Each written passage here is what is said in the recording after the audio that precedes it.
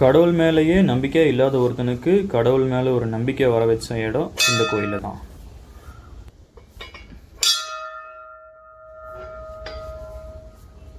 Hey guys, welcome back to my YouTube channel. So நான் உங்கள் விக்னேஷ். இன்றைக்கி நம்ம எங்கே போக போகிறோம்னா முருகன் கோயில் தான் நாங்கள் போக போகிறோம். ஸோ இந்த கோயில் எங்கே இருக்குன்னு பார்த்தீங்கன்னா தமிழ்நாட்டில் இல்லை, மகாராஷ்டிரா, அதுவும் புனேயில் இருக்குது இந்த கோயில். ஸோ வாங்க வீடியோக்குள்ளே போய் எப்படி இருக்குன்னு பார்ப்போம். ஓகே, நம்ம இப்போ கோயிலுக்கு வந்தாச்சு.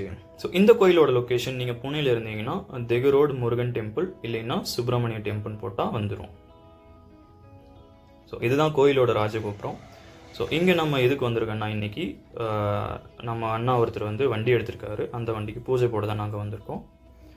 ஸோ அப்படியே உள்ள மெதுவாக போயிட்டு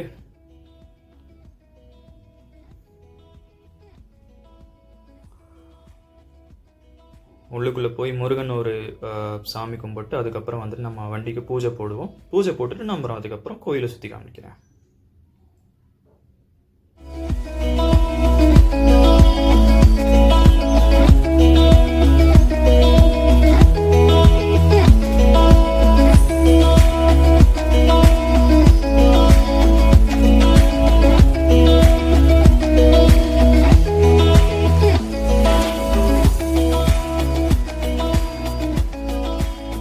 இப்போ நம்ம வண்டிக்கு பூஜை போட்டு முடிச்சாச்சு.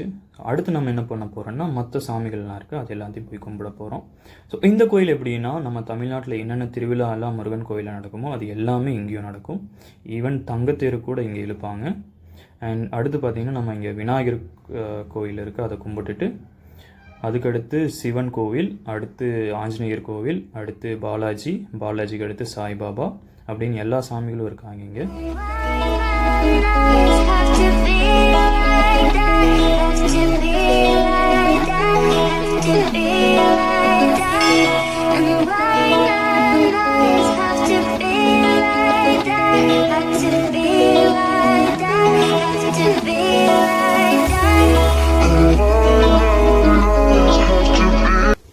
கடவுள் மேலேயே நம்பிக்கை இல்லாத ஒருத்தனுக்கு கடவுள் மேலே ஒரு நம்பிக்கை வர வச்ச இடம் இந்த கோயிலில் தான்.